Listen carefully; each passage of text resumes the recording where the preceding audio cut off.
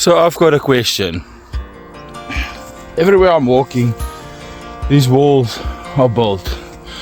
And how long did it take? Because it's the quality of the walls are so freaking good. Who did it?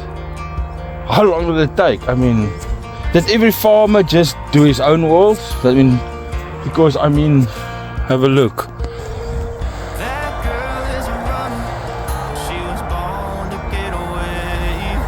Everywhere across the UK there's these walls, and look at, I mean,